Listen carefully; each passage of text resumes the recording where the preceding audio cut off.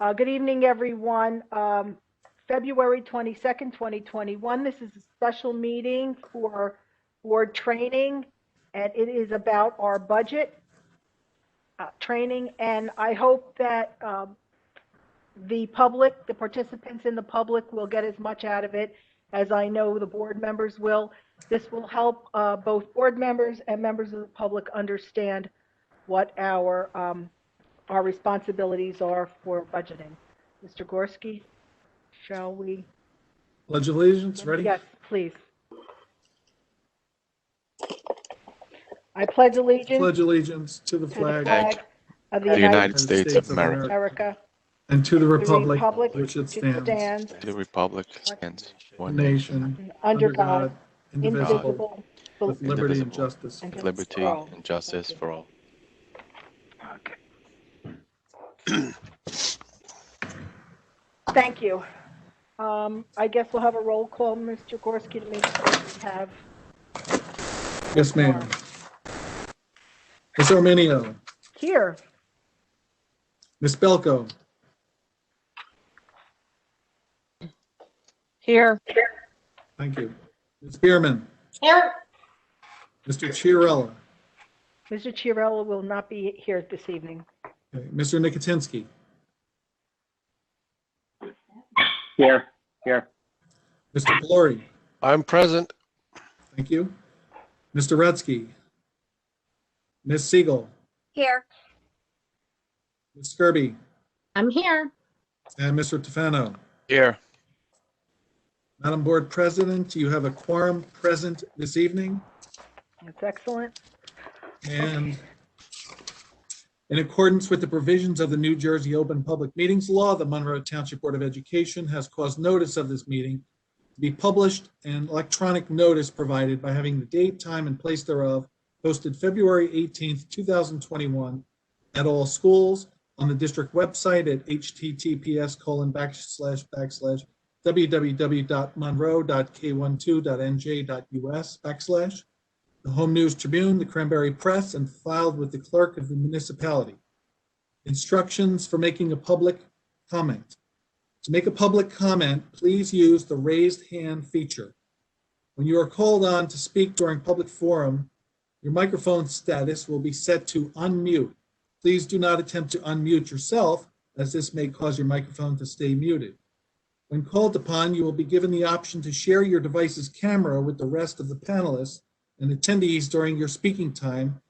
If you choose to do this, simply click the video camera icon. After you are unmuted, please state your name and address for the record. Each statement made by a participant shall be limited to 4 minutes duration or less in accordance with Board Bylaw 0167. After you have finished speaking, you will be muted and your permission to share your camera will be disabled.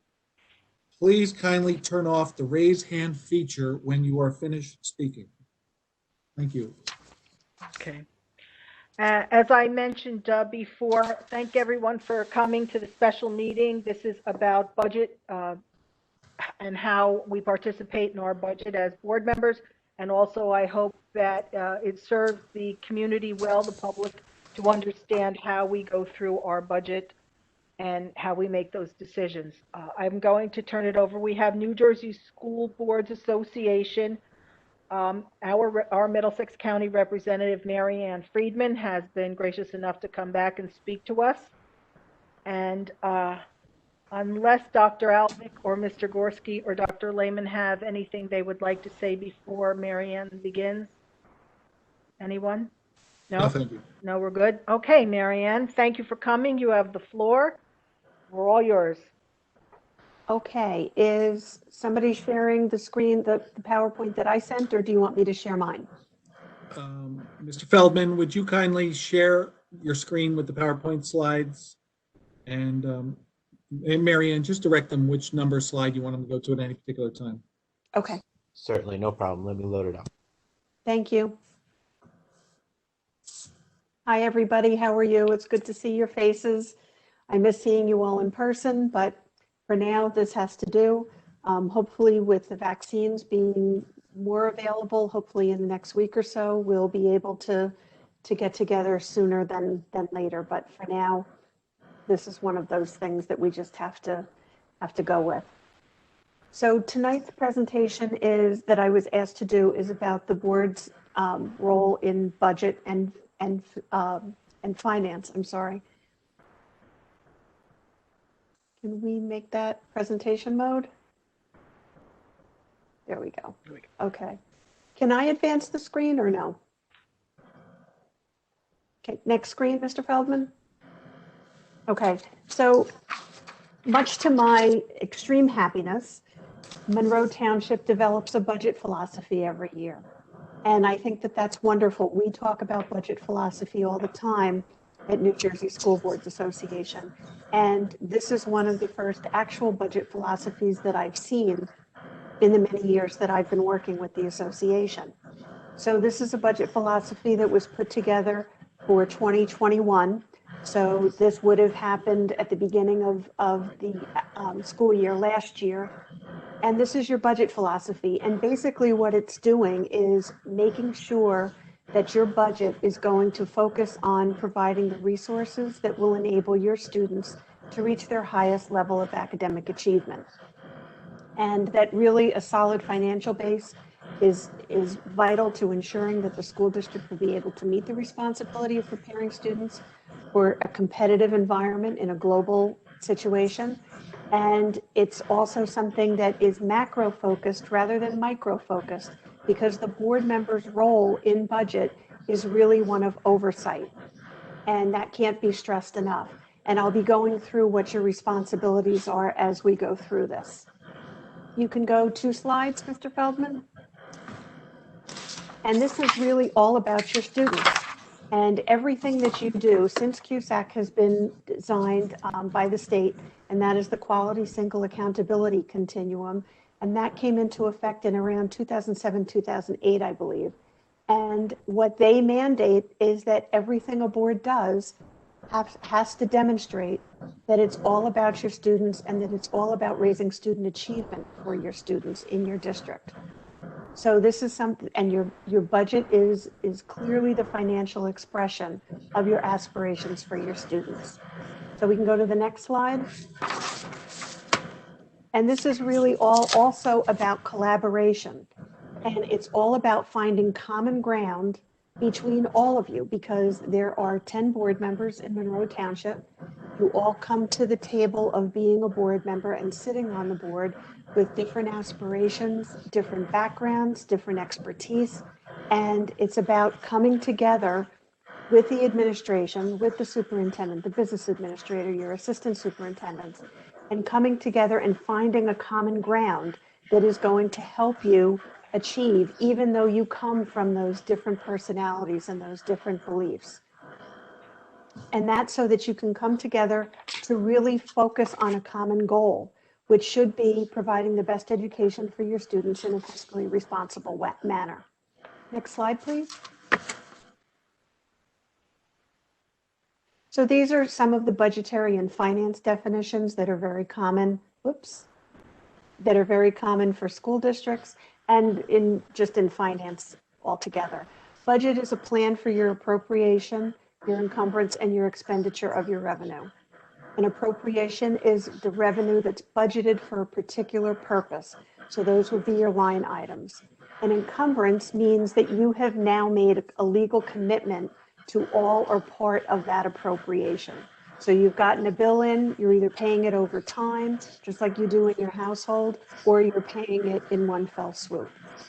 Revenue are the funds that the district expects to receive during the school year, and that's state aid, that's your local taxes, and it's also any grants or possibly shared services that you might have. Your fixed costs are really about 85% of your budget, and in some districts it's even more than that. But for fixed cost appropriations, those are some of the things that you really have no control over. Your utilities, your telephone bill, gasoline, your contractual obligations. Those are the kinds of things that you basically have no control over. Your contractual obligations, obviously you have control over when you're in negotiations. But outside of that, those are now fixed costs. And then a variable is an appropriation over which the district has at least some control. and it may change from period to period. So employee wages can be in that because you'll have differences going from year to year when you have, when you go up the salary guide or things like that, benefits and supplies, and then professional development. Next slide, please. So CUSAC is the Quality Single Accountability Continuum, and DPRs are District Performance Reviews. And this is the one that pertains to fiscal management for the district. This is something that your administration takes care of whenever you're being CUSAC'd. And there are 15 district performance review indicators that measure the following bullets. And this is a summary, really, of what those indicators are. A maintenance of standard operating procedures and monthly reports. Satisfaction of annual audits. You do an audit every year. And I believe you probably just had your audit report come back. The board will get a full explanation of the audit, a full detailed explanation of the audit, and then you'll also get an executive summary. And usually your auditor will go through the executive summary with you at a board meeting. And that's when we really suggest that board members review that executive summary and ask any questions that they might have. It also has to do, the DPRs also have to do with the management of grants and capital funds, the implementation of your facilities plan, the completion of annual safety reviews, which have to be done on an annual basis, preparation analysis of the fiscal year cash flow, and then also employment of a certified facilities manager. So those are all things that are wrapped up in the fiscal management portion of CUSAC. Next slide. And the next slide has to do with governance, and this pertains to the board. And there are several DPRs, there are 14 indicators. These are the ones that I have listed here are budget and finance related. And those have to do with annually reviewing, updating, and adopting your policies. And you have operations policies, which have to do with finances and the paying of bills and things of that sort. That you have a policy and a contract with the superintendent to annually evaluate and adopt district goals. And I know that you do that. We did that over the summer last year. So we'll be coming up again on that soon. That and that you're going to start the annual evaluation pretty soon. That will be coming up. And superintendents would have received today, I believe, an email notification that the superintendent's evaluation is accessible. And I can talk to you about that a little bit later or at another time, depending on how we run tonight. You also have to oversee the board process and make sure that it targets student achievement. Again, CUSAC makes sure and mandates that everything that a board does is focused on advancing student achievement. That the board reviews any audit recommendations and if required approves a corrective action plan for audit findings and those recommendations. The board would approve that, but they would not develop that corrective action plan. They would just ensure that it's being implemented through updates from the superintendent. The board follows the budget process by conducting a public hearing on your proposed budget, adopting the budget at a public meeting, providing ongoing information on the budget status and any revisions or emergency provisions that need to be utilized or emergent conditions that might arise. And then it makes the budget available for public notice and inspection. Next slide, please. So this is your last CUSAC review. The review would have happened to the school year 2018-19, and the district, the Department of Education does the district performance review. As most board members will know, and maybe some of your public knows, the district does a self-evaluation and a self-assessment first, and then the Department of Education comes in and they look through all of that documentation and evidence that those self-assessment numbers are correct. And then they give the district a score. And anything over 80% in all 5 of those areas, which are instruction and program or INP, fiscal management, governance, which is solely board, a board aspect, operations and personnel, anything over 80% in all of those categories will give you a high performing district status. And as you can see in instruction and program, the placement was 87%, fiscal management 100%, governance 100%. Operations was 98%, and personnel was 100%. So you were considered a high-performing district as per your last CUSAC review. And CUSAC comes in and reviews every 3 years. You're not scheduled until next year, correct? Correct. Okay. This year, there was actually a waiver that districts, if you were scheduled for CUSAC this year and you were a high-performing district, you could have a waiver. And if you weren't a high-performing district, you could ask for another year. But that doesn't apply to you this year because you're a high-performing district and you're not being CUSAC'd until next year. Next slide, please. So the board's financial responsibilities overall are that you develop district financial goals that support the district's educational plan, and that you have done. Your goal areas from last year for the district goals had to do with finances, facilities, communication with your community, and also student achievement goals. That you balance the educational needs of the students with your taxpayers' ability to pay. You oversee the financial management of the district. You annually set district educational goals that provide that support, that financial support to those student achievement goals. So when we set those goals over the summer, one of the things that I always need to make sure is happening is that the business administrator is there to let us know whether any of those things are in jeopardy of not being able to have financial support through your budget. And so with Mr. Gorski there and with Dr. Alvick there and with the board there, that's how we develop those district goals. And the board has to provide then, once those goals are set, you're going to make sure that you're providing the financial support to be able to achieve those goals. And then you develop policies and procedures to expedite your financial processes that oversees your financial situation. You use your monthly reports, your budget, your audit, and any other appropriate financial records. Next slide, please. You review and approve the monthly board secretary and treasurer school monies financial reports. You annually appoint an auditor. A treasurer of school monies is now optional. You don't have to do that any longer. But appointing a board secretary is something that needs to be done also. You approve the actual expenditures and you monitor those financial reports on a monthly basis. And you understand and approve all line item transfers. And I want you to think of the budget really as it is the expression of your academic aspirations for your students in a financial way. But the budget is a snapshot and it should be considered somewhat flexible.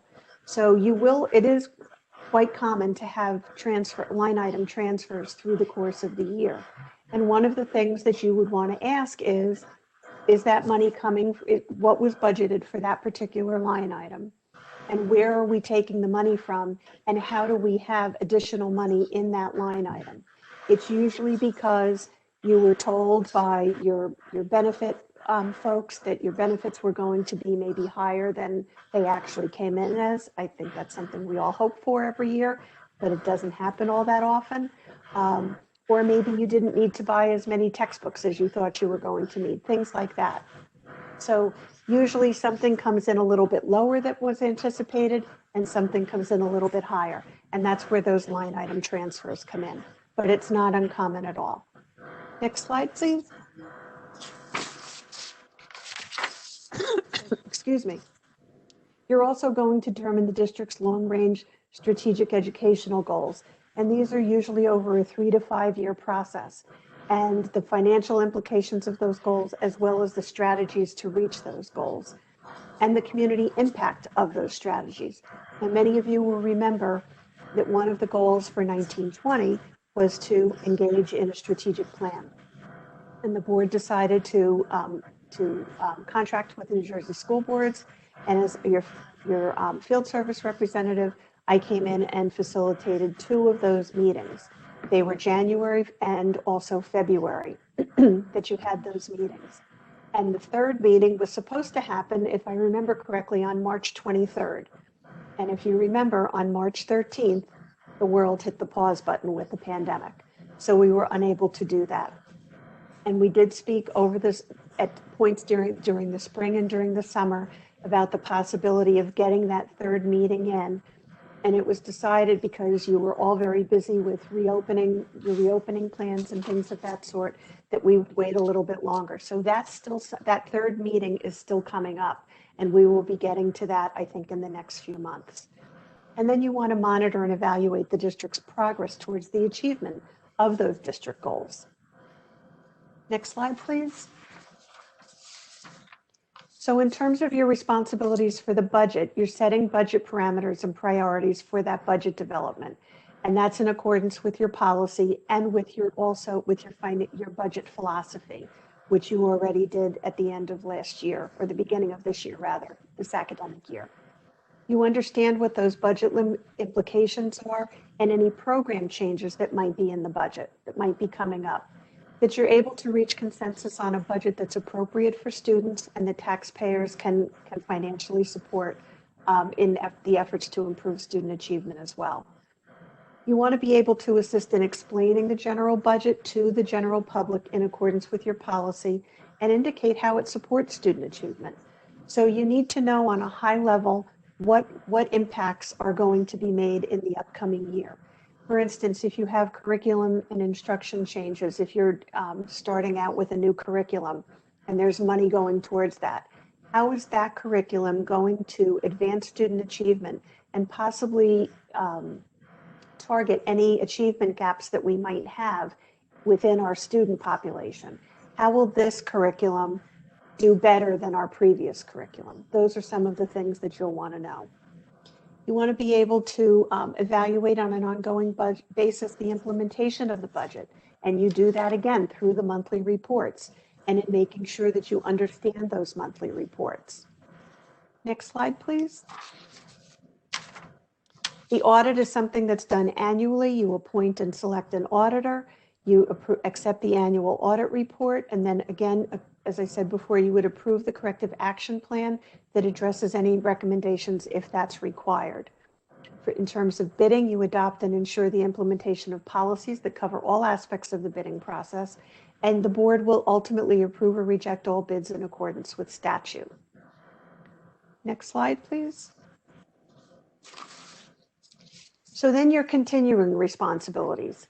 Approve all purchase orders and bills lists prior to payment and in accordance with your district policy. Remember, I talked about initially, you have policies that outline every step of the way for once a bill comes in to the end when it's actually paid and to board approval of that. That you understand and approve all line item transfers. And again, we talked about that a few minutes ago. You need to provide for transportation for public and non-public students as required by statute and board policy. And that takes up a huge amount of your budget as well, usually. And review and approve the monthly board secretary and treasurer of school monies financial reports. Next slide, please. So New Jersey School Board Association developed a task force on student achievement that provided some recommendations. And this was back in March of 2017. And these are some of the ones that have to do with budget and finance. The board needs to require a high-level curriculum that really prepares students for global competitiveness. Because remember, with the internet, and I think we've proven that now since last March, the use of the internet, the use of WebEx meetings, the use of Zoom meetings, you can communicate with people really all over the globe now. And our students need to be prepared for that kind of an environment when they're working and when they go to college, even if they go to college or if they go into any vocations or the military. You want to be able to commit to addressing any achievement gaps that you have in the district. And again, that comes down to looking at your curriculum and instruction. And with that curriculum and instruction, you're looking at staffing, you're looking at professional development, you're looking at curriculum, instruction materials, those kinds of things. And you also want to seek alternate funding sources, such as grants that will support student achievement. And I'm sure that the district applies for many grants every year and probably gets quite a few grants as well. All boards and all districts now have to engage in sharing services with other governmental entities, other districts, or other companies, and your township committee even. And these generally save money and enable you then to expand your academic programs by saving money. So those are usually going to happen with your township committee. It could be snow removal, it could be garbage removal, those kinds of things. Sometimes it's paper and business supplies. Sometimes it's even some staffing. In my district previously, when I was on my board, we shared our building and ground services with our township committee, which was, albeit a lot smaller than yours, but we were able to share some services and to save money that way for our taxpayers on both ends, both on a district perspective from the budget and also from the township committee. And the shared services you'll also see in the district, in the user-friendly budget that's posted on the district website annually. Next slide. So the bills list, this is the payment cycle. It starts off with the appropriations. It goes to encumbrances that money, making sure that that money is there to be able to pay for those items, the expenditure, the bills list, the board agenda where the board approves the bills list, and then the payment. If I could have the next slide, please. So some items to consider when you're talking about the budget is what will our educational program really help us to move forward towards our district vision, our mission, and our district goals. And that's really important because those are things that you all come together and decide upon in the summer of the previous year. And so you'll be doing that again this summer, I would suspect. And that will be when we're really talking about the district mission, the vision, and what the new district goals will be. And those are collaboratively agreed upon by the board and the district administration. So you want to definitely consider what those educational programs and what that budget is going to do to bring you closer to your vision, mission, and district goals. What are your enrollment projections for the district? What about buildings and coursework that you might have? We know that Monroe Township is still growing in volumes, I would suspect. Every time I've driven through Monroe Township, there's more and more development going on. So I would suspect that your enrollment projections are going to increase from year to year. Maybe not so much from one year to the next, but you're probably still going to increase because I don't think you're built out yet. Staffing levels for your classroom. What kind of support and administrative staff do you need for that? Are your class sizes getting so big that you need to have some aides in the classroom? Those kinds of things. Or do you need to build? What are the class sizes at the varying grade levels? You know, generally a district will have smaller class sizes in pre-K through 2, and then the class sizes get a couple of students larger. And then in the high school, you can have even larger grade class sizes. And those are all things that you need to consider. What's happening to our class sizes? Are we able to manage that? What are our negotiated salaries and the benefits for our negotiating units and our non-unit personnel? So as I said, when I was on my board, we negotiated an agreement with our Teachers Association every 3 years. Now you can negotiate less often than that.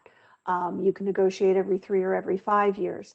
So that's the period of time that you really have an ability to impact your budget, because that's probably your largest expense in a district your size is your salaries and benefits. So that's something that everybody needs to take very seriously as an opportunity to make an impact. I'm not suggesting that you try and have a win-lose situation.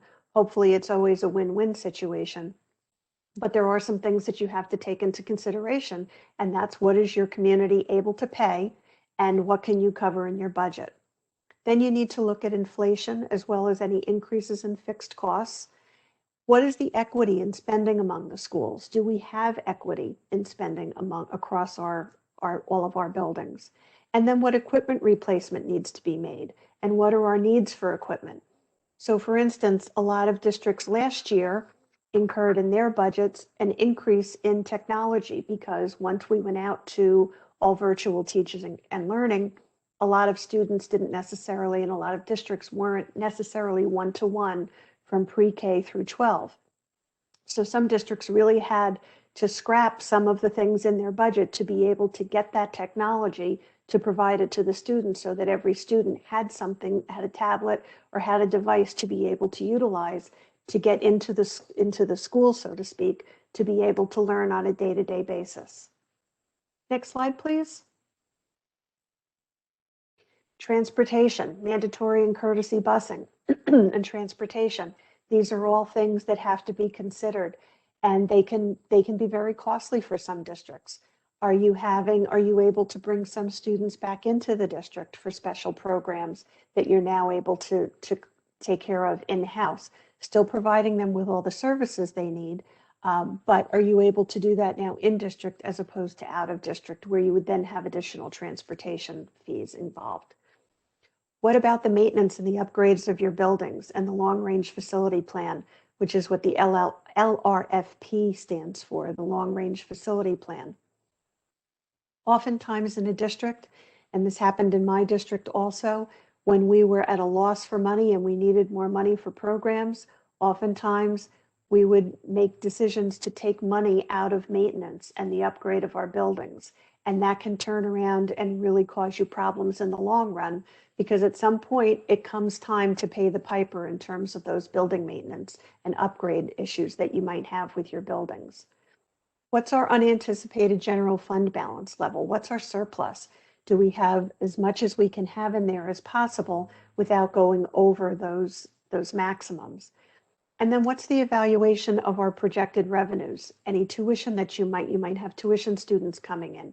You might have building rental activity fees, probably not so much now in a pandemic, but maybe in the course of the year as we move forward into getting back into kind of a new normal. Do you get money from grants and foundations? Do you have an education foundation? And then what's the projected local property tax impact? When boards went to November elections several years ago, back in 2012, I think. Mr. Gorski, do you remember? Was it 10 or 12? I think 12 sounds correct. We had a Okay. couple elections when I became the BA in 10, and then Okay. I think now 95, 96% of all districts have switched to November. Yes. Yes, they have. So when districts switched to November elections, they said that they would maintain at least under a 2% cap, not go any higher for their local tax fund, their local tax levy to above 2%. And if you needed to go above 2%, you would have to go back out to a budget vote from your communities. And that was something that was very, very difficult for many, many districts, mine included. I was on my board for 9 years. We passed one budget. And that was largely because people felt that that was their only way of saying no to something that was happening in their communities. They don't get to vote on their township budgets.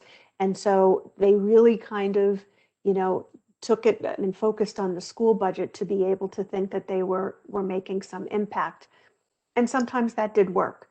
But now, as long as you stay under the 2% cap or at 2%, you don't have to vote, your community doesn't have to vote on your budget any longer. However, you still have to communicate that budget to your public through your public hearings and things of that sort, your user-friendly budget. Most districts will put a budget hearing on, they'll record it and they'll put it up on their website so people who aren't able to get there, and this is all being done pretty much virtually now anyway, so those things are available on your website. But you really want people to understand the budget, and you as a board want to make sure that your community understands that this budget is focused on student achievement, and that is why it is what it is, and how that's going to help your students, whether it be through staffing needs, through curriculum, through facility needs, any of those things. Those are all really important for your community members to know about. You don't want to only be going out to talk to your community about their budget when you need something from them. So that's really important. The long-range technology plan is really part of your STEM plan now. So it's not something that's actually a technology plan anymore, it's the STEM plan. And then what are your special education costs? Are they going up? Are they going down? Again, you may have been able to bring some students back into the district for some programs that you weren't able to do before. And then you might save some money in terms of transportation. But remember, you always want to make sure that you're providing those students with what they need. That's the most important thing. And then what are your professional development costs going to be? Probably through the pandemic, they may have increased a little bit in some respects, but decreased in terms of people not going out to actually physically meet with other people. So there may have been some breakage there for you. Okay, if I could have the next slide. And Mr. Gorski, do you want to talk about the different kinds of funds that the district has? Certainly, be happy to. Fund 10 is known as the general fund. This encompasses most of the operations that you anticipate a school district engaging in. Teacher salaries, supplies, textbooks are all contained within the general fund. And there's two subcategories of the general fund, that is Fund 11 and 12. So Funds 11 and 12 are all part of, generally speaking, Fund 10. And there's a definition here, says general operating fund of the district accounts for all the financial resources of the district except those required to be in another fund, like grant revenues, for example, which we'll get to in a minute, including unemployment trust fund, payroll agency, flex spending accounts, iPad insurance fund. Those are all revenue financial resources within Fund 10. Fund 11 accounts for all the expenditures of the district for current expenses, includes instructional, administrative, and other support service costs for normal operations. And Fund 12 is capital outlay. Accounts for capital outlay are supported by current revenues, meaning that unfortunately, those expenses going for capital needs are within the cap, competing with educational needs for the same resources. This includes equipment purchases, facilities acquisition, and construction services. One of the areas, however, that this district is most proud of, and this has been the case going back probably 20 years now, is that we've always budgeted for capital projects in the range of $2 million to $4 million a year to maintain and keep the investments that this community has made in its schools up to date and current. As Marianne said before, many school districts are easy to cut capital needs from the budget because it's something where a bucket could suffice if a roof is leaking, and you can get by a couple of years instead of spending $1 million, $2 million for a roof replacement project. But that has a consequence with indoor air quality and construction cost inflation, and you'll always have to address it at some point. So Mr. Tig has pushed us and challenged every superintendent and myself to make sure that we address his priority list every year with capital improvements. Mr. Feldman, next slide. Fund 20 is the special revenue fund. This is where federal and state grants are segregated within their own set of books or a fund. IDEA, ESEA, the new coronavirus money that I just announced to the board today, all is accounted for in Fund 20.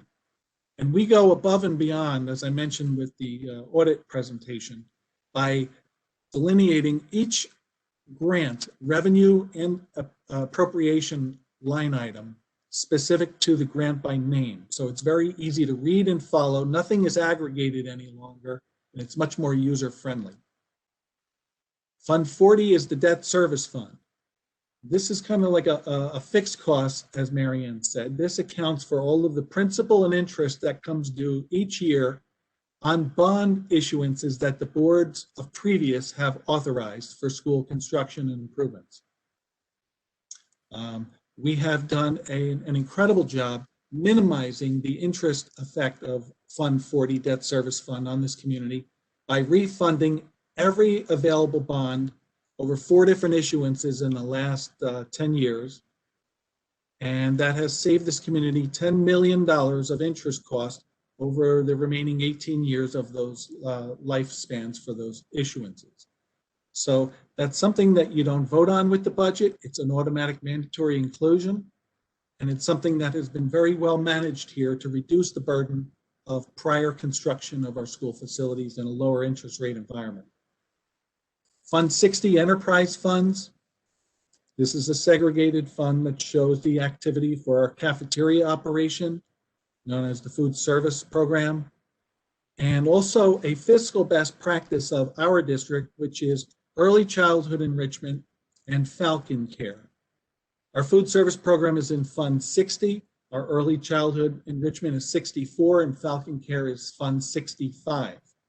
I received a call today from the business administrator in Metuchen, and he heard from a superintendent how well our early childhood enrichment and Falcon Care programs are doing, and he inquired about it.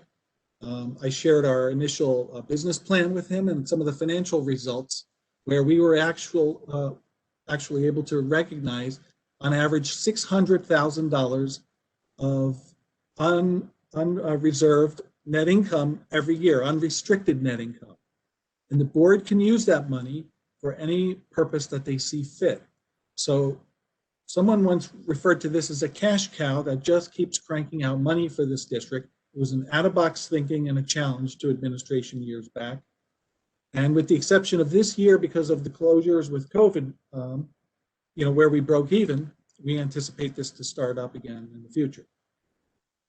And Fund 80 is a trust and agency funds where the district withholds money from employees and acts as a fiduciary to turn it over to other government agencies.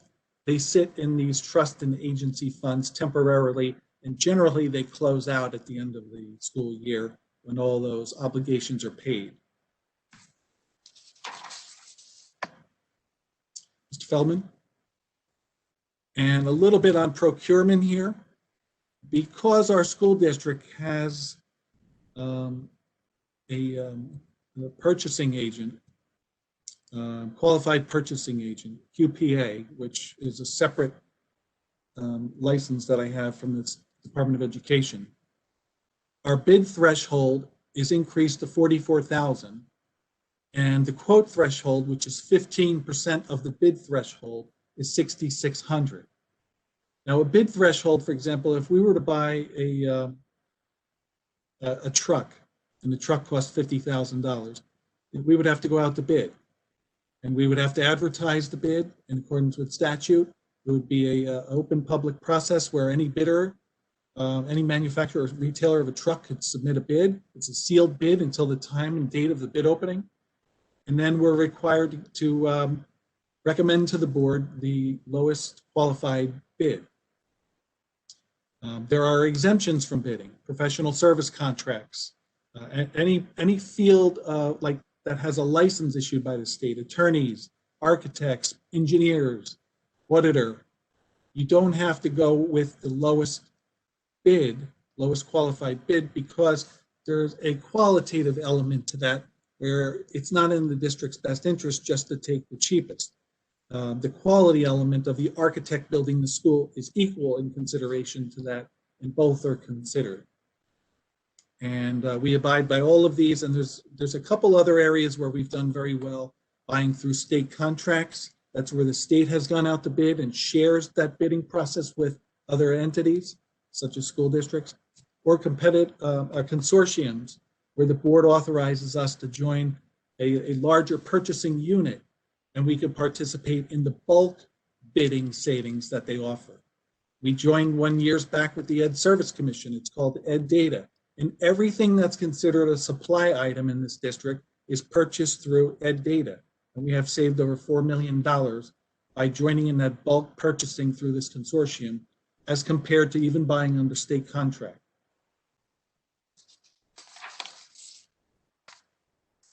Mr. Feldman? Mary Ann, do you want to take it back? I will, thank you. I needed a drink. Not used to talking this much anymore. So your budget really is comprised of two different kinds of things, your revenue and your expenditures. Your revenue comes from your local property taxes, state aid, federal aid, tuitions that you might be able to have with students coming in, any miscellaneous revenues, your capital reserve fund, and then undesignated general fund balance, which is your surplus. And then your expenditures are your current expenses, your capital outlay, your capital reserve fund, and your debt service. Next slide, please. So your budget really is, as I said earlier, the financial expression of your district's educational goals and aspirations for your students. And it's also a management tool. that's prepared really to reflect the revenue that's available to you and how those revenues will be utilized. And remember, today your revenue is, your resources are really very limited. Your state aid is limited. Now, interestingly enough, tomorrow the governor will give his state of the state address with the budget implications in that. And then on Thursday, the 25th, you'll receive, Mr. Gorski will receive your state aid numbers. And that's when all of the calculations start with your budget. Now, the budget has already started because the work on the budget, the administration's work on the budget, because that really starts over the summer and at the latest in September. So you're already asking your students, and I know when I met with Ms. Arminio and Mr. Gorski and Dr. Alvik about a week and a half ago, I told them the story about my daughter who's a teacher, and her first year as a teacher, she came home after the first day and she said, "Mom, they want me to tell them what I need next year in terms of supplies for my classroom. I don't even know if what I have this year is going to last me the year. How am I supposed to know what I'm going to need next year?" But that's what we ask our folks to do. We ask our teachers to do that. We ask our assistant principals and our principals to do it. Then it gets to assistant superintendents or to supervisors or to directors, and then it goes to the administration.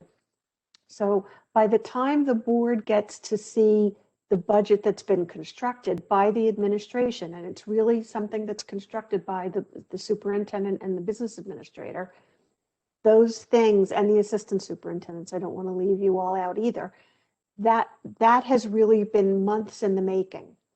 And then you'll start to see those final numbers after you get your state aid allocations, which will come to you on Thursday. And so you really need to be able to utilize the resources as best you can, because as we all know, this is not an unlimited pot of money that any district has. You also want to plan it's a plan for controlling the level and the type of spending that's going to be in the district over the school year. And in some ways, it's a means of determining the efficiency of your school system's educational program and the progress of your district towards its educational goals. So sometimes board members say, well, you know, I have a financial background, so I only want to be on finances, or I have a teaching background, or, you know, I was an aide in a classroom, so I'd really like to be more a part of curriculum and instruction. The thing about being a board member is you have to be a generalist. You can't be a specialist, because you will be voting on everything that comes before the board unless you have a conflict of interest in something that has come before the board. So you really need to expand your knowledge base on all of the different items, on curriculum and instruction, on personnel, on budget, on finance, on facilities, those kinds of things, so that you're a generalist and you understand what's happening in each of those areas, because likely you'll be voting on each of those areas.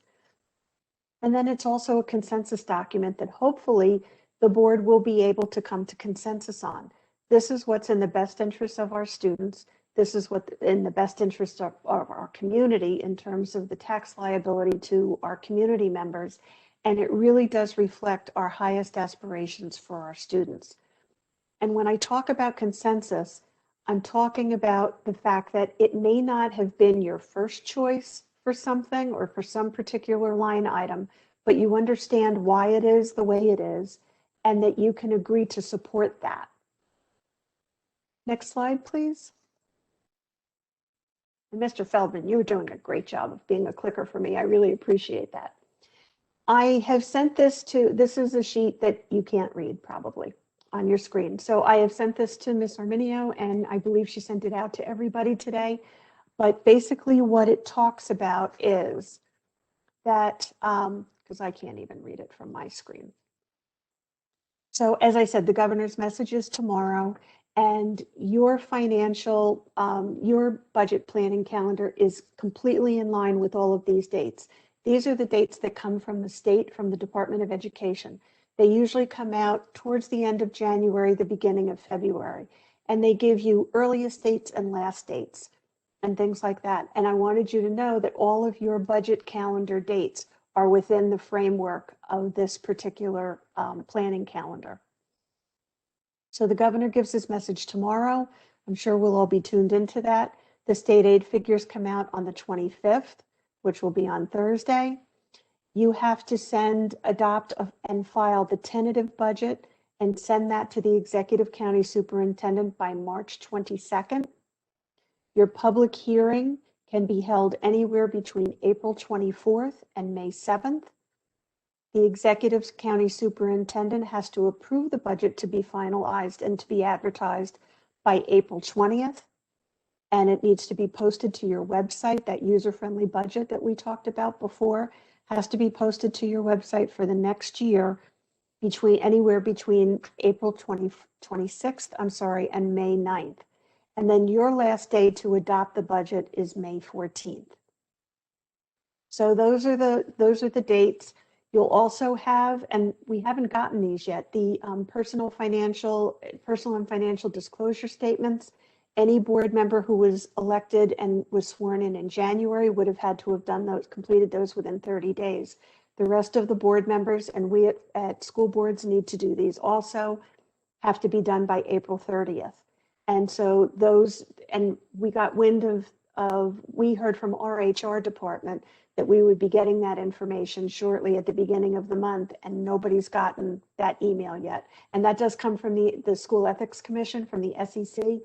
And it's great because it's done online now, so it's really easy. I usually print mine out every year so that I have it for the next year, and it makes it very simple. And I would recommend doing that, by the way. Fill it out, make a copy of it, put it in a file, and then you can go look at it next year for what you did last year, and then make any changes that have occurred in your family. Mr. Feldman, if I could have the next slide, please. So really the board's role in the budget, what it breaks down to is, again, it's oversight. Remember, you're always working pretty much with 3 budgets. Last year's budget, which was just audited, and you just got the results of that, presumably. This year's budget, the budget that you're in right now, and then the administration is always working on the next year's budget. So you're always pretty much working with 3 budgets at any one point in time. So as a board member, you want to understand how the district operates in terms of governance. What's our governance structure? What are our policies, curriculum and programs, staffing? You want to understand what the budget process is. And sometimes boards will talk about at the beginning of the school year, how did things go with our last budget, and in terms of the board's involvement and how it was developed, and do we want to make any changes for the upcoming year? You want to understand what that process is. You want to establish clear and realistic budget goals that are aligned with the district's mission and vision to instruct students and for their success. You want to remain informed on the development of the district budget through the periodic updates from the district administration, and then after the budget is in place, through your monthly reports that you receive. You want to offer meaningful and constructive comments and questions about the budget. And it's not micromanagement to ask a question about the budget. What is micromanagement is to attempt to do the job that somebody else in the district is being paid to do. Okay, so the board is not going to develop the actual budget. Your administrators are going to do that. Your superintendent, your BA, your assistant superintendents, they're going to develop that budget and then present it to the board. And then you want to review and approve the preliminary and the final budgets for submission to the executive county superintendent, or the ECS. Next slide, please. You want to make sure you're hiring and relying on your financial experts, your business office staff, your business administrator, your independent auditor. You want to make sure that you understand the means used by central administration to manage the district budget. Excuse me, and those are usually clearly outlined in your policies and in your regulations. You want to make sure you're reviewing and approving the monthly financial planning and reporting to you. You want to review and approve the annual budget, or the annual audit, I'm sorry. And then you want to make sure that you're kept up to date on any budgetary issues that may come across the district's plate over the upcoming year, because things do happen. I mean, we've seen that specifically this past year with the pandemic in terms of PPE and things that you never thought that you would be responsible for buying and purchasing, and now you've had to do those things. Okay, next slide. So basically what it comes down to in terms of budget and finance is that the board establishes those priorities for the fiscal management of the district. You approve, adopt, and monitor the annual budget. You provide leadership in securing community support for those resources and be able to explain to the community why you need that amount of money. You're a very large school district. You have a number of buildings. That's very costly to operate. You want to make sure that you're adopting policies for the accounting of school funds, that you review and approve pertinent contracts, and that you review the annual audit reports and take any action if needed. Your business administrator, on the other hand, is the district's budget officer. They're the ones that prepare that detailed budget with the superintendent based on the board's priorities and parameters and present it for the board's approval. They provide the rationale for the budget to maintain community support. They oversee those monthly financial reports and present those to the board on a regular basis every month. And they act as the financial and legislative resource to the board. Next slide, please. So what questions might you have?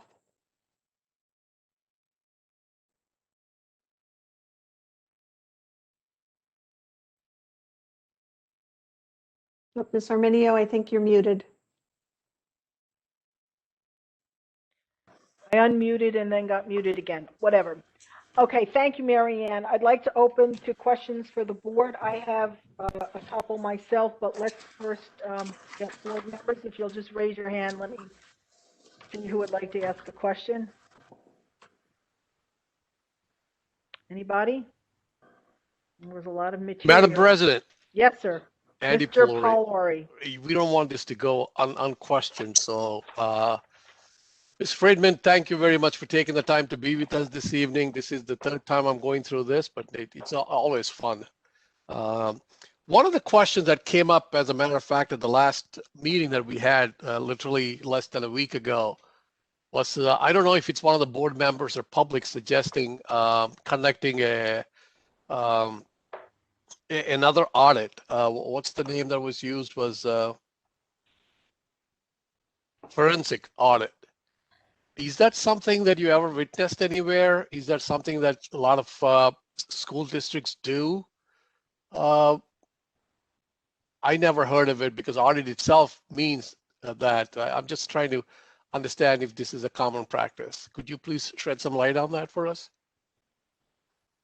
I'm not aware of it being a common practice. The only time that I've heard of a forensic audit being done is if there were a lot of exceptions to the audit and there needed to be a corrective action plan. Sometimes the board will then go back and ask to do a more detailed forensic audit on that previous audit, but it's not something that I hear about on any kind of a regular basis. Thank you very much. You're welcome. The second question is that, how many school districts do you see? I mean, we clearly have a problem. The problem being that we're kicking the can down the road every year in terms of making a capital investment in facilities. And our student population has increased significantly to the point that we have, over 1,000 unhoused kids in our district. So I know that in some of the businesses, you take the operating budget and the maintenance budget and convert that into capital sometimes, and you do the other way around too. So how many districts actually can you give an idea on what happens in districts like ours that constantly battle for finding money for some capital improvements, and may not be even capital improvements, some things that we must have because we don't have enough funding in place? How does the money move between various funding allocations? I'm not 100% certain of that. I do work with about 70 to 80 districts, and typically my involvement in budget, in a district's budget, is coming in and talking about the board's role in the budget. So I really can't answer specific questions about your budget, and perhaps Mr. Gorski would be able to shed some light on that for you. As I said, I don't see individual budgets, and I can't get into the nitty-gritty of each district's budget that I work with because there's just 70 to 80 of those, and that my head would explode, I think. But Thank you, Mr. Mary Ann. Gorski. Mr. Polari, as you know, there's two issues here when it comes to capital needs. The first one are repair and upkeep of school facilities. And I talked about that before. We've been appropriating $2 to $4 million a year on some very impressive projects that have been prioritized by Mr. Tig. Certainly, if you look at our long-range facility plan, LRFP, that Marianne talked about before, you will see needs far in excess of $2 to $4 million a year. Certain school districts put these projects on a referendum by themselves for repairs. We try to do that within our own means each year through the operating budget. But the other one is more strategic, and that's the number of unhoused students we have here. You said 1,000, it's about 1,500, you're very close. And it's projected to exceed 3,000 unhoused students in the next 5 years. That's a problem. We've had 2 defeated bond referenda, and we have no plan on the table right now to address those. And the only temporary solution is a very costly one that competes with other appropriations in the budget, and those are the portable classroom trailer units that have to be rented and the lease payment budgeted for in the general fund. So, you know, those are 2 big challenges that you keenly identified, and you know, that's a goal for the board to deal with both of those. I get it. Thank you. Anybody else? And keep in mind, as I said before, if you don't appropriate that money towards building improvements, you know, we learned a long time ago that if kids came to school hungry, they weren't ready to learn. Well, we learned not too long ago that if kids come to school and they don't feel safe and secure in the building, they're also not ready to learn. They can't focus on learning. So as Mr. Gorski said, you know, if you're using a bucket instead of replacing a roof, do those kids in that classroom really feel safe in that classroom? And also, does the staff feel safe in that building that may need maintenance, you know, that may have a lot of maintenance issues? So, because just as our kids may not be ready to learn, our staff may not be able to focus on teaching at the very same time. So those are all things that really need to be considered. And then, you know, security also falls under the maintenance of your buildings and things like that. And I know you've done tremendous work over the past couple of years. I haven't been in this year or last year. Well, I was in last year, but you had, you know, built the, I'll call them person traps, you know, at the front of the buildings. I don't like to call them man traps because they're not Vestibules. they're not just for men. Vestibules. Yes. So you created the vestibules so that visitors would enter that first and then only be allowed in when it was ascertained that they needed to come in and that they had the appropriate authority to come in or the permissions to come in. So those are all things that really come into play. When I was on the board, which I came off of my board in 2008, so it was before all of the safety and security concerns really were there. We certainly had some, but we weren't really, it wasn't as big of an issue as it has become over the past few years. And so our concerns were, can we get our furnaces to go another couple of years, you know, rather than replacing them this year?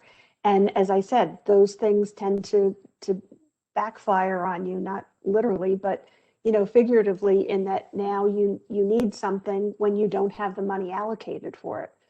So it's very, very difficult, especially with a district your size, to be able to keep on top of all of the building needs that you may have and maintenance needs that you may have coming up. So that's really a tall order, and that's where that long-range facility plan really comes into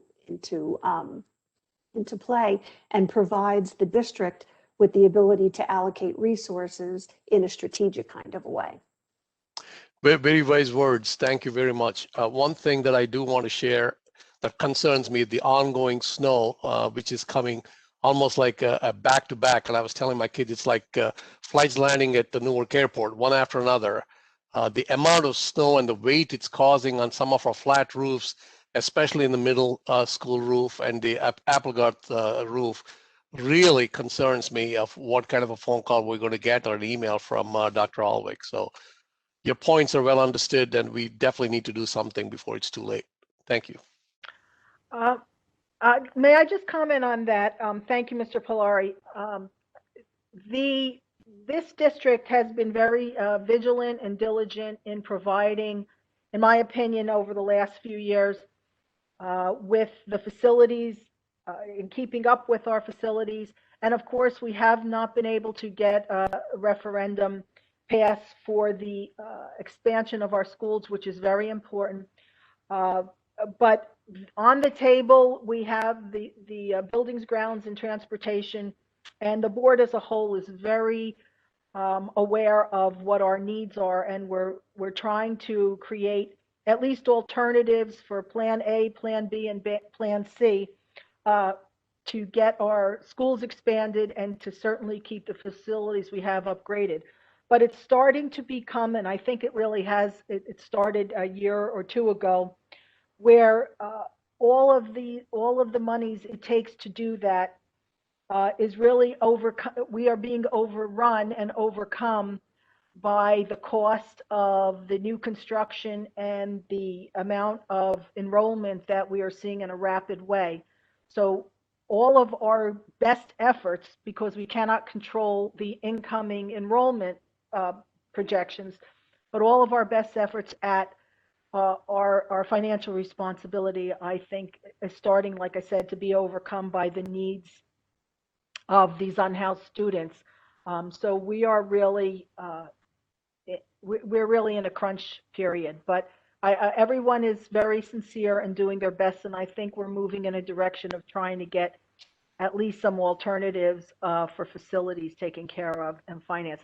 I'd like to, I'm going to ask Ms. Bierman to speak, but I'd like to also go back on our budget understanding, how we understand our budget concerns. But Ms. Bierman, please. Yes, so I had a question on the CUSAC data that was presented here and why the 87% on instruction program, if that was a normally lower than all the other categories. So all the other categories were sitting between 98 and 100%, whereas instruction and program was sitting at the 87%. Mr. Minio, I can take that one. Please, Dr. Alvick. So everything that the district has done with instruction and programming, the majority of that score comes from our test scores and the attendance. So we actually are given that number from the state. It's not something that we can change. It's based on the state tests. Thank you. And I had a comment, like in our budget philosophy and the verbiage we use in there, if maybe moving forward we consider, instead of always like the students or students, that we use that all students kind of phraseology and try to always promote that inclusivity. Thank you. Anyone? Any other questions? If not, I just would like to, we constantly, and I marked some pages, we're constantly talking about understanding the proposed budget implications, understanding the debt, understanding where the transfers are. We have approximately every month $10 million in costs. So when we get our budget numbers, we see them, they're not really, I guess they're line items, but we don't always know the actual item. And some members of the public would like to see more. I have two comments. One, that sometimes it's difficult to ask a question within the that monthly financial information. And two, members of the public very often ask us as board members to give them information on a little bit more detail for invoices and various things like that.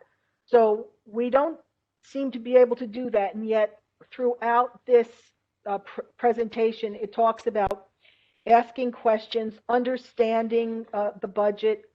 How do we do that in the time of? We try to do it in committee, but we also have to do it in public. And the public we have a very intelligent public. They want to know a little bit more detail. How do we provide that during a meeting. I know they're business meetings, but we have a lot of people asking questions and they would like information, more detailed information on a regular basis. So I think some of the things that you can do is when you're looking at the proposed budget for this next year is where have some categories increased and where have some categories decreased, and ask questions about that. Is, how is this increasing? How is this going to help us moving forward? And how is this area decreased? But you're a board of oversight. So getting into specific line items and specific, invoices and things like that is really not the purview of the board. You're approving an overall budget for a category most often. So you may be approving a curriculum budget, or you may be approving a personnel budget. And if it's higher or lower than last year, you may ask questions, how come this has gone up? And is it gone up because of, increase in inflation or whatever? Or how come this has gone down? And will we have enough to cover us for the year? But in terms of specific line items and details in terms of invoices, that's not the board's responsibility to have that. That's what you have a business office for. And there are checks and balances within that. And those are set by your policy and by your regulations. And so when board members are approving the bills list, what they want to be doing is sporadically going through and looking to see, have all of the signatures been in place that were supposed to be in place before they got to this point. And so you want to make sure that there's somebody from the business office that's signing off on something, and then the next person is, and however it's detailed in your policy and in your procedures and in your regulations. And then the business administrator is going to sign off on it, and ultimately Dr. Alvick is going to sign off on it. So there are checks and balances all along the way within the business office to make sure that things are happening the way they're supposed to. And then, of course, your annual audit goes back and they really look at all of those individual invoices to make sure that those processes that have been put into place by the board and approved by the board are actually being followed. That's what your annual audit does. It's that ultimate checks and balances system. Well, I understand what you're saying about the board, perhaps, but we do have individuals in our community who would like some more detail about things. And personally, my position is that it should be provided to individuals. It's their tax money. It's their, we want our community to understand and approve the necessary spending to reach student achievement. So I think sometimes when they ask for some minor details, that we should be able to, and like you said, you want us, board members, to be able to explain to the public what's in the budget, why the budget exists, why we need certain things. Sometimes that's difficult for us to ascertain. So it's a big budget. Like I said, to go through $10 million a month is a task that we probably can't do as individuals. And Mr. Gorski provides the full list. But sometimes I think once in a while to pull out one or two things and to ask a question would provide the community with a comfort zone that we are really looking into and having these checks and balances. So it's sort of a tough situation. I know we're not supposed to micromanage, but sometimes the public has specific questions that I think they're entitled to the answers for. Ms. Arminio? Mr. Gorski, go ahead. As well as anyone, because you are one of the public residents who had a keen interest in different areas and made an appointment to come into the business office and look at documents even before you got on the board. Our office has always been wide open to public examination. I can recall meeting for half a day in my office with Mr. Doug Poy when he was just a resident before he got on the board, where he went through the entire budget book. I met with Mr. Ryback, who did the same thing. I met with agents of theirs who were retired business administrators coming in looking for appropriateness and checks and balances, and they left satisfied. We, pursuant to a prior board president, put a budget question tab on the district website where residents could submit a specific question that they may have had on the budget that they were afraid to ask publicly. Unfortunately, we only got 3 questions over the last 5 years from that initiative. So, again, the public has a lot of means at their disposal to find out answers to the questions. They're entitled to it. They can either email the business administrator, they could reply to that link on the website. They can ask during public forum about any questions that they have, and it'll be our pleasure to answer. I can't emphasize enough, though, for board members. You're provided with a plethora of documents that are macro level instruments for you to make assessments of how the district is performing financially. Number 1 is the comprehensive annual financial report. I implore all the board members to please skim through that report. You will find certain schedules, certain exhibits, statistical information that will catch your attention, and you will learn something by every chapter of that book. The second one is we provide all the board members with monthly board secretary and treasurer reports. I'm a visual learner. The board secretary reports that you get every month is akin to the instrument panel on your dashboard. It tells you from a financial standpoint how the district is performing, how much is left in the tank from resources, what's running hot, what's running cold. And I'll give you one example that I know we talked about previously. How do I use the board secretary report to make a determination of how spending is keeping up with what was budgeted? Well, a simple example is if you're halfway through the year at December 31st, you could look at an appropriation line item like utilities, for example.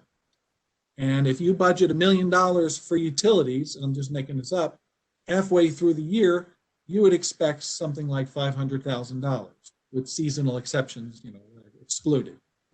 Salaries are another example. If you're halfway through the year and your $1 million appropriation, you have $800,000 spent already, that's something you should think could be a problem, and that would be an intelligent question to ask. Why is this account running so aggressive on expending? You're halfway through the year and you only got a couple $100,000 to go. Just those kind of analytics, you will find a lot of information. It doesn't take a forensic accountant to look at the financial records here and identify unhealthy trends or issues that you may want to resolve in future budgets. It's just the curiosity and the what is this? And I would like to seek an explanation to this. The board secretary report is critical to managing the fiscal operations here. It's not looking at invoices here. I could blind you with invoices and you'll never learn a thing about how the district financial operations are progressing. If we're running lean, if halfway through the year you think surplus is increasing or decreasing, you can gather all that information from the board secretary report. And it would be my pleasure to meet with any members of the board and help explain that in more detail. And I'm sure Mary Ann has many offerings through school boards that could help too. Ms. Belko, I think you had a question. Yeah, I did it. Some of it piggybacks on what you were talking about, Michelle, and I'm looking at the part of the presentation that you gave us about board financial responsibilities. And, one of the responsibilities you tell us is ours is that we should assist in explaining the budget to the general public according to our policies. And then also in a further slide down, it says that some of our continuing responsibilities are to approve all purchase orders and bill lists prior to payment in the district, and then understand, approve all line item transfers and a few other things. But my question or my comment is if this is what part of New Jersey School Board Association is saying what we're supposed to be doing, so when we do ask questions that may be underneath the macro level and be more on a micro level, I'm struggling with how is that not an important piece when we do, if there's specific invoices or specific things that we want to see that we're paid, we know that there's certain, based on our policies, there's certain levels of money that the BA can authorize and to pay. But if there are invoices, and this is just an example, if there are invoices and things that we're paying that keep hitting the $39,000 mark, how do we know that unless we're being shown those or seeing those? And how do we, we can absolutely, great explanation, Mr. Gorski, about how to review the monthly board reports, and what we've budgeted is what we've spent so far total. Totally get that. But there are some times when there is some focus that needs to happen in certain areas. And I find that, yes, we are not supposed to micromanage, but in a time of when we need to be much more fiscally prudent than we have ever been, it's important for people sometimes to know a piece of the detail as opposed to just being up on a macro level. We are spending over 3/4 of the township's tax money that comes into this town as the Board of Education. And I think we have a huge responsibility to all of those folks to answer their questions when they ask them. This is the first I'm hearing, and I have scoured the board website, that there is even a budget question thing. So that's a good piece of information that the public can now take out, and we can go back and do that. Our website leaves a lot to be desired when it comes to user friendliness, but that's a whole nother topic for another committee. So that's all the comments I had. I wanted to call that out and feel that there is time sometimes for details, because that's where the devil is, in the details. Thank you. Ms. Arminio, may I just comment on that briefly? Yeah, knowing that, of course, it's a comment, there's no criticism being put out here. We're just trying to balance, like I said, our responsibilities with what we have at hand. Yes, Mr. Gorski. Of course. There's a particular slide called bill list. Looks like that. Yeah. And, I would draw your attention to that particular slide, not just you, but anybody. This is a general comment. And it has to do with the payment cycle. The appropriation part of this begins with the budget. And who approves the school district budget that is presented by the superintendent and the business administrator and the assistant superintendent? It's the Board of Education. So when you approve the general fund budget, you are authorizing all of the spending initiatives for programs and services that are contained within in all the departments. That's the authorization for the administrators here to then go to number 2, encumbrance, to reserve some of those budgeted approved funds for a particular item. And what is an encumbrance? Perfect example is a purchase order. That is a district encumbrance. When the business administrator receives a purchase order from a principal for pencils, I check that purchase order to make sure it's in the budget. I make sure that all the appropriate signatures are there from the principal and so on, and that there's funds available, and then I sign it, and then that can go to the vendor, and that then is a live encumbrance. You can't submit an encumbrance without it being appropriated through the budget. Then when that encumbrance is actualized, the pencils come in, the principal signs off on the affidavit that he received it. We have an invoice from the vendor for the pencils.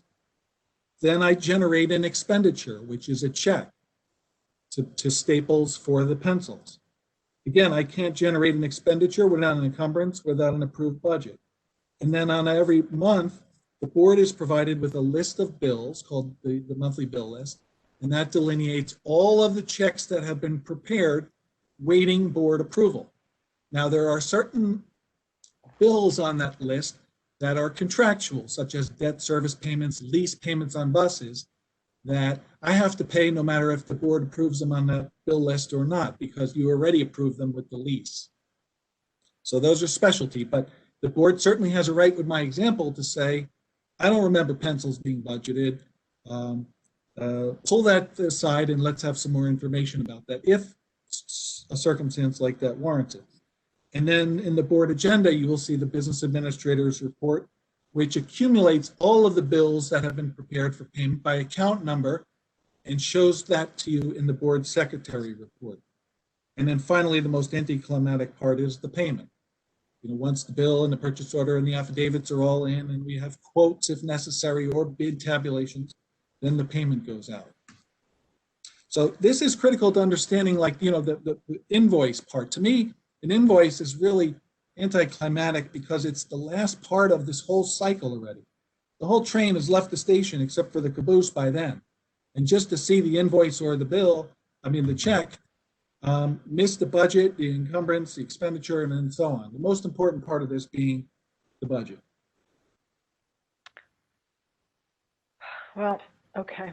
We're going to have that discussion, I think, continually here. For instance, Marianne, when we ask for the cost per student annually, is that something that the board should be able to ascertain as well? I mean, that helps us move forward. I mean, we have a budgeted, clearly we have, we have to account for all of our students. So if we have a budgeted item, a projection of what it's going to cost per student, at the end of the year, we would like to actually see the actual cost. So then we know going into the next year where we should go. And since we have nearly 7,000 students, I think that's a particular item that the board should be aware of. The average cost per student is generally is an average cost. So there are going to be some increases and some decreased in, per student. So I don't know that, I honestly don't know, Mr. Gorski, maybe you can answer this, or Dr. Alvik, if you would be able to give a specific number for each student. I think that would be an incredible task. That's not what I'm asking. I'm asking, we have to budget for a per pupil cost. Right. Okay. And we budget for that. At the end of the year, I think we have an idea of what that actual cost is. And I know members of the public would like to reconcile that with what the projected is, because we would have to have some idea for appropriate the correct number of dollars in order to take care of our student needs.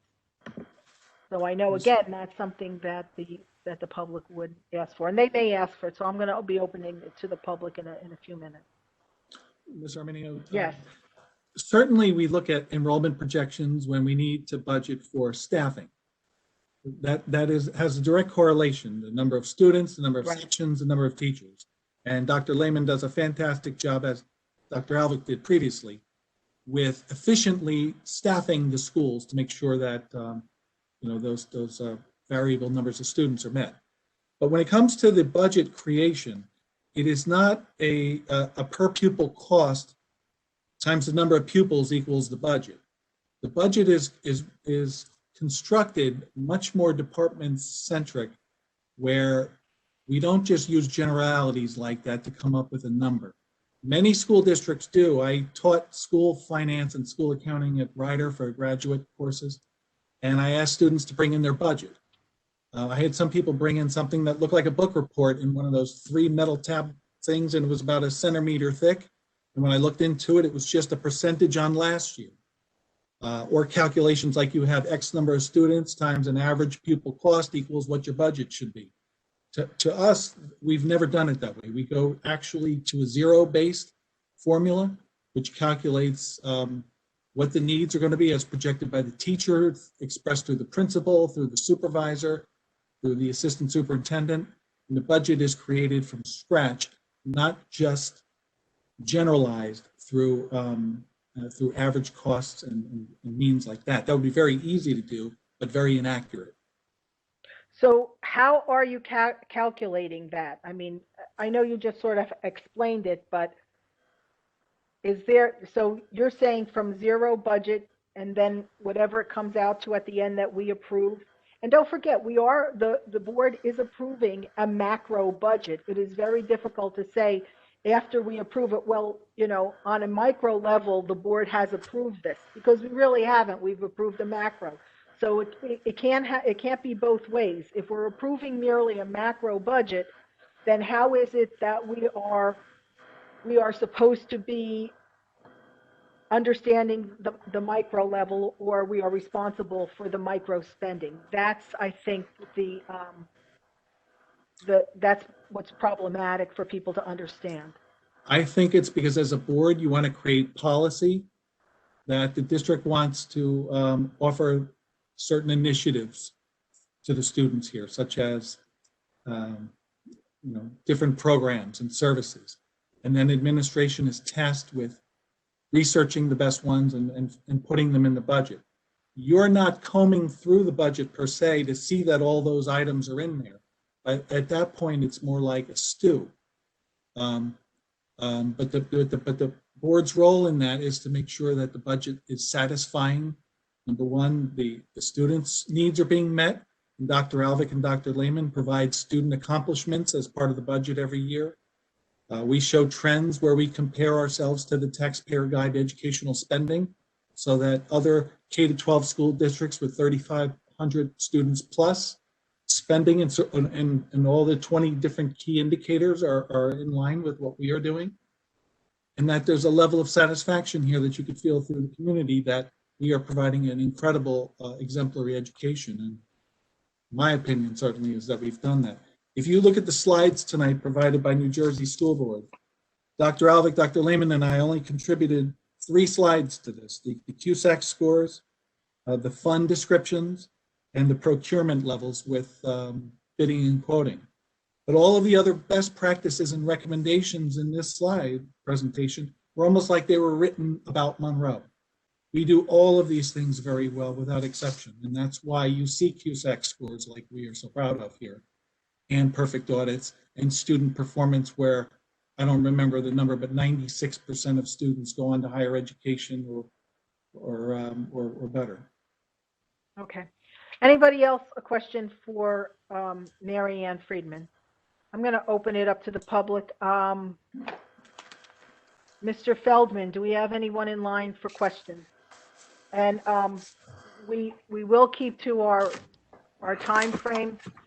And please announce your name and address for the record, please. We do, Madam Board President. We have Brian Fabiano. Brian, if you could please state your name and address, and let me know if you do want to have your video shown as well. Thank you very much.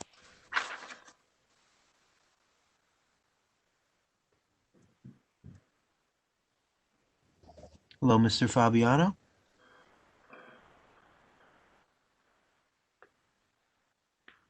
Mr. Fabiano? Oh, I'll go back to Mr. Fabiano. I'm going to go to Mr. Malam for now. Okay. Hello, good evening board and good evening Miss Mary Ann Friedman.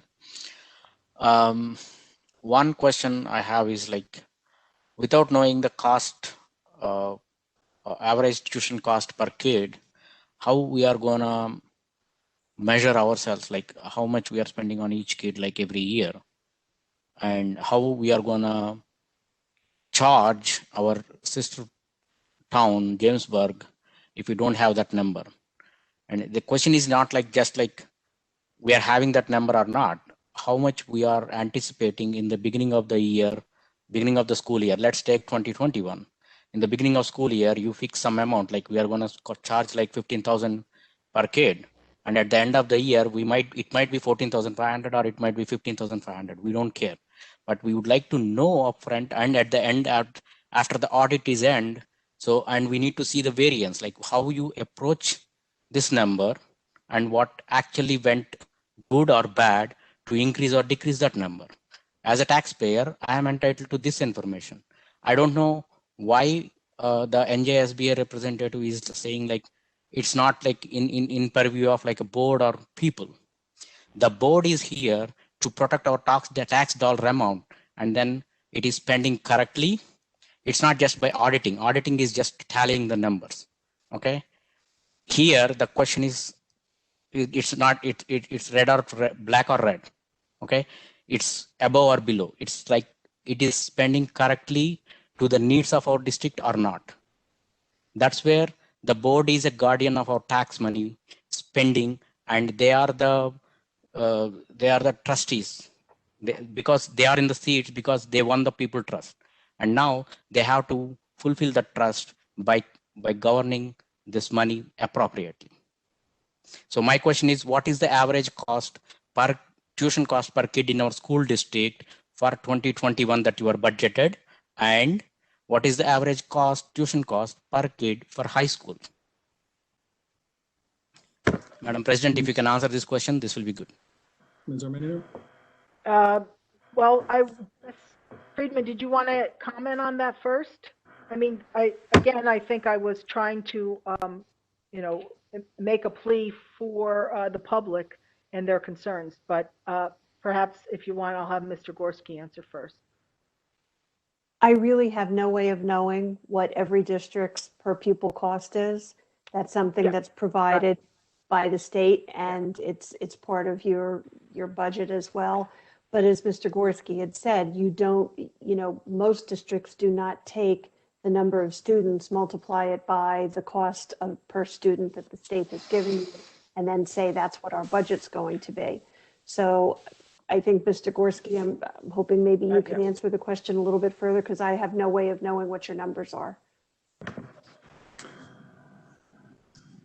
Ms. Arminio, I would direct the gentleman's attention, saying, that we don't have numbers, to look at the advertised budget that we do every single year. We post to the website. We even advertise it in the newspaper.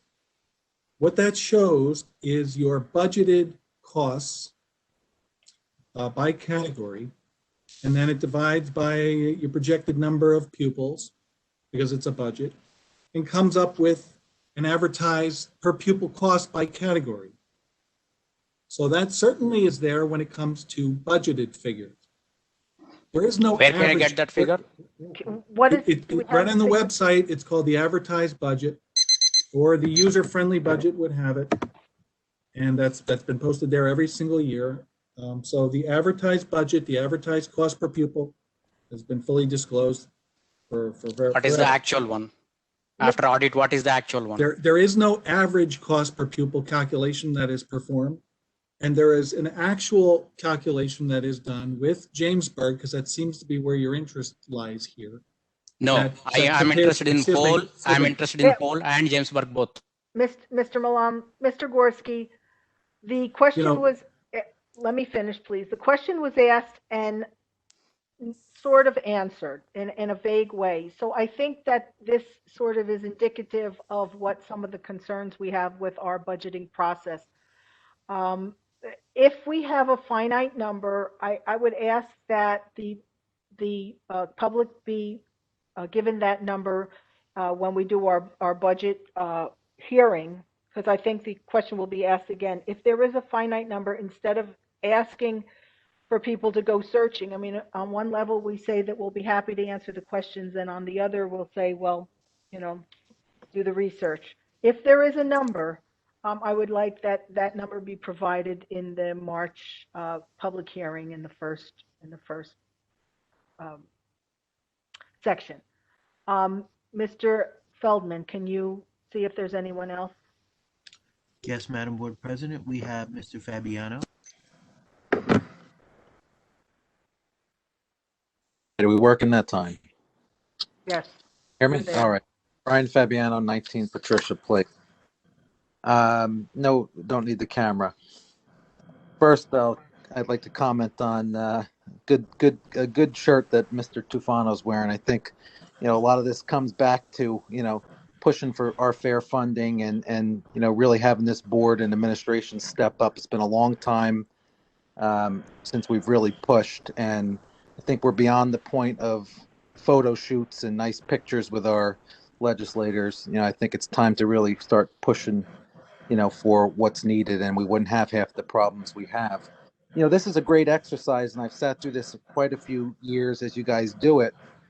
But I don't see what comes out of it unless this board and administration is going to come together and make changes.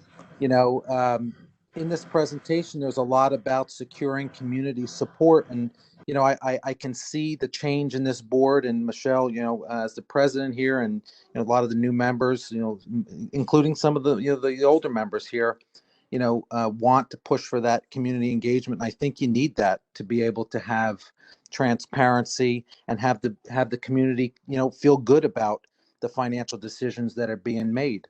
I think, that's the only way you're going to get referendums passed and do it in a fiscally responsible way. Mr. Gorski made a comment about, Mr. Poi and Mr. Ryback and others, being able to come in and, sit down in the budget book. Well, I've asked myself multiple times and have been denied to come in and look at the books. Okay, I fill out a report, and you can go back to the Oprah. Don't shake the head. You can go back to my Oprah requests where I say I want a written copy and I want to come in and I want to view it. And I'm denied repeatedly. And I'll put the same requests in, but I want to know when I can come down and spend a half a day reviewing the budget book, because I would love to do that. I think we have to be careful. This professional services and being under the budget number. I'm just wondering, does that come to the board for approval if we keep going up to that point? And we don't have to go out to competitive bids. How much of this is this board really involved? So, does that come to the board to look at? And then my last thing is just maybe a little bit of a pet peeve. I continually always hear Falcon Care referred to as a cash cow for our town. Tell that to the working mom or dad who are just trying to make ends meet, need a place to put their kids before or after school, and we refer to it as a cash cow. I'm sure their pockets really don't appreciate it always being referred to as a cash cow. Maybe we get to a point where it's something that we're not preying on parents to make money off of. It's always been a pet peeve when I hear that comment. But I think more of this is comments on we need to get the community involved, and I appreciate you doing that. But I'd like to be able to come in and review the budget book when I can. So how do I go about doing that? Thank you. I think to answer the question, Mr. Fabiano, send an email to Dr. Alvick. She'll arrange it with you. And if you copy me, I appreciate it. I'm sure Mr. Gorski will make that book available. That is a big book. You may want to ask for it in electronic form, which I believe would be appropriate under the Open Public Records Act. If it's available in electronic form, I think it could just be sent to you. I have tried to look at that book many times too, and sometimes the itemized, the small pencils are not, I haven't seen where the pencils are, but I may need to go back in and go in there again. Mr. Feldman, is there anyone else? Next. At this time, Madam Board President, there is no one else. There is no one. Mr. Madam Gorski? Board President, I have a couple that have been submitted electronically. Okay. I'd like to read those into the record. Certainly. Go ahead. The first one is from a Nia Desai, Neha Desai. And she writes, "My name is Nia Desai. When I moved to Monroe, I was one of 3 South Asian students. I went through name calling and bullying. Since the Monroe Township has become a diverse community." Mr. Gorski, is that on the agenda though? This is agenda item, the We budget have a item? public forum. These are public forum comments. Do you not want to read them? We only have one public forum tonight, Ms. Arminia. Yes, that was for the public forum for the agenda items. No, it's for the public forum is for anything. Oh, now it's for. Because we only have one public forum. So now it's for anything. Okay, I'll keep that in mind. Mr. Gorski, go right ahead. I'll begin again. Hello, my name is Nia Desai. When I moved to Monroe, I was one of 3 South Asian students. I went through name calling and bullying. Since then, Monroe has become a diverse community. The situation that occurred with the Sikh student is sad and unacceptable. The responsible students and their parents should apologize to the Sikh student. What actions will be put in place to prevent this from occurring again? Dr. Alvick, are you prepared to make a statement then tonight on that? Or are we going to discuss that in the next meeting? I am not prepared to make a statement. We are still investigating it. We're working with Zoom. We're working with the presenter, and we have not been able to identify. Okay, Mr. Gorski, next comment. The second one is from a Mr. David Rokose, Rokose.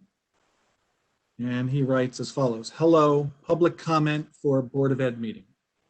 As we're approaching the 1-year mark of virtual learning, please let us know the plan for the 2021-2022 school year. There were understandably issues planning for the 2021 school year regarding PPE and many teachers not wanting to go into classrooms. But as there are 6 months to prepare for the next school year, let us know the plan to get kids in school 5 days a week in bulk.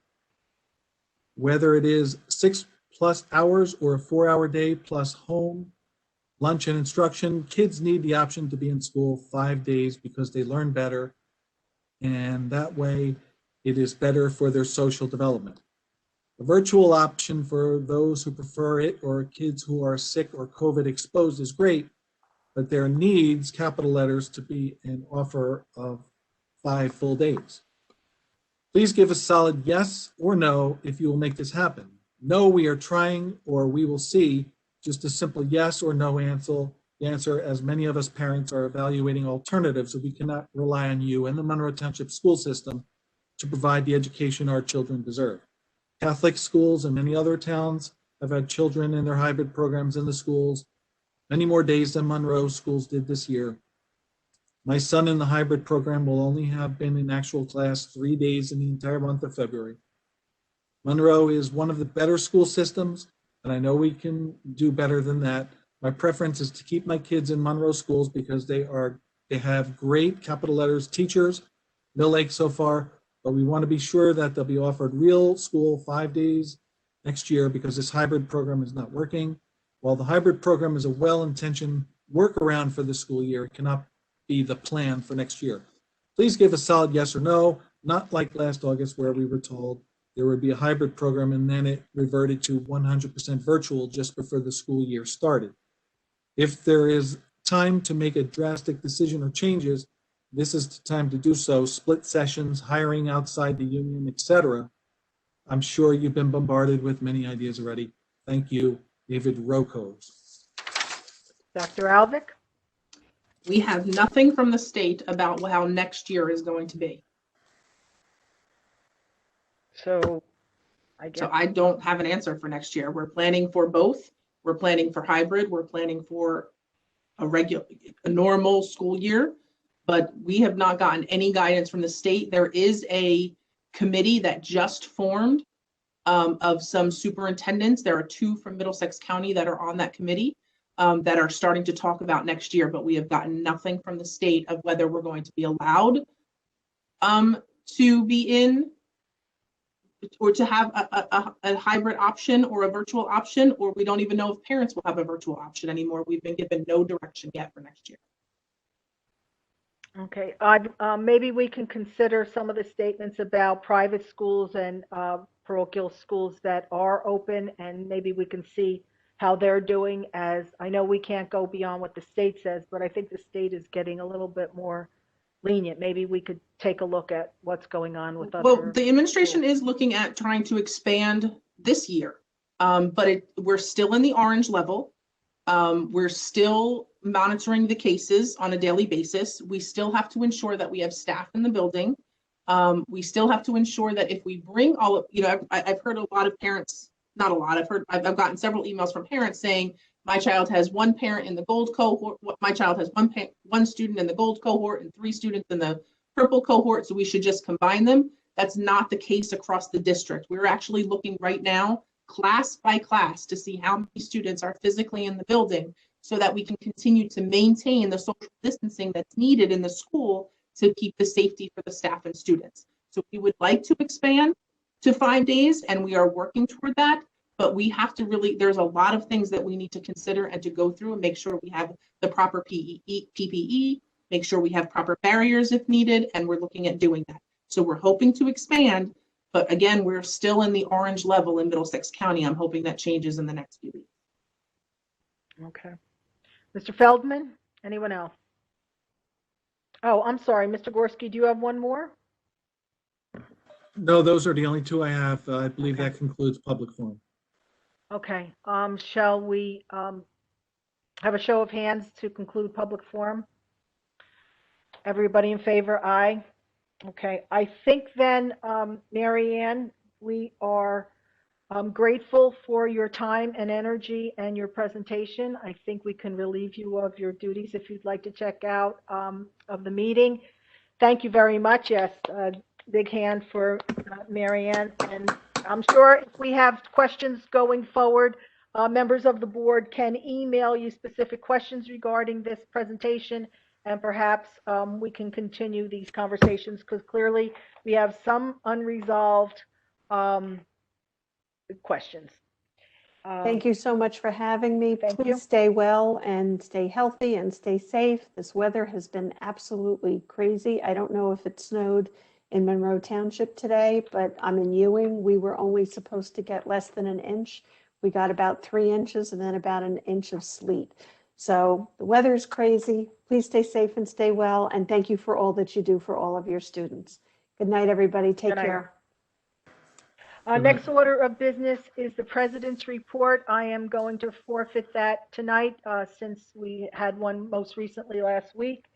And then I will open to the board members for any other, as next, other Board of Education business. Does anyone like to make a comment? Madam President, I understand that we don't want to be on this call for too long. This is a special meeting, but one thing I do want to bring it to the attention of the board, especially the administration, is that I watched on NBC News yesterday regarding the school openings being moved to 8:30 in the morning instead of 6:45 or 7:25, and I heard some raving remarks at a national level for doing that. I know that it's not one size fit all, and I can certainly appreciate that if that's the case, but I request that we look into it and see if there's any merit to it, before we dismiss it. But it definitely seems like it's helping a lot of students and especially teachers with their, physical and mental health of having that extra time in the morning. And seems like kids are and the teachers are a lot more attentive when the schools are starting a little bit later. So I just want to bring it to everybody's attention. Mr. Polari, there's been studies about that, especially for kids in the high school, about later starting times. And as long ago as when Dr. Hamilton was our superintendent, I brought that up. Perhaps we can take a look at that now before we actually go back to school. And I know it's a transportation nightmare, perhaps, but it might be the time now where the administration can look at that. I think that's a good idea. Anyone else? I think we are good. Okay, if we are ready Michelle? to, yes. I just wanted to Mr. mention one thing. I wanted to call to everyone's attention that every trampoline park in New Jersey with a ball pit is now open for business, but our schools are still closed. I just wanted to make mention of that. It's a great Our decision. schools are not closed. You know what I mean? They're not fully open. That's what I mean. They're not full Okay. swing. I'm sorry, I didn't mean to misrepresent. Okay. All right. We've closed the public forum. We're ready to move into closed session resolution. Let me read that. Be it resolved that the Board of Education in the Township of Monroe hereby moves to go into closed session in accordance with the Sunshine Law, Chapter 231 of the Public Laws of 1975, NJSA 10:4-6 through 10:4-21, to discuss the following subjects. We will be reviewing the applications for in-house counsel received by the board. And I don't anticipate that there will be action taken tonight. However, following closed session, action may be taken. The discussion conducted in closed session can be disclosed to the public at such time as need for the confidentiality no longer exists. And that will probably be a few more closed sessions from now. We will talk about our counsel. We will probably need to bring in some of our candidates for interviews, so that won't be tonight. We will likely not take action this evening. But in any case, if people want to stick around, we will probably take 20 minutes to 30 minutes for a discussion. We come back sooner, let's say 20 minutes and 30 minutes at most. Okay, do I have a motion to go into closed session? Is there a motion? So moved, Madam President. And Katie Belko seconds it. All in favor? Aye. Aye. Anyone opposed? Okay. I think we shall go. Thank you. And we have to get off of this and go into closed session. Thank you.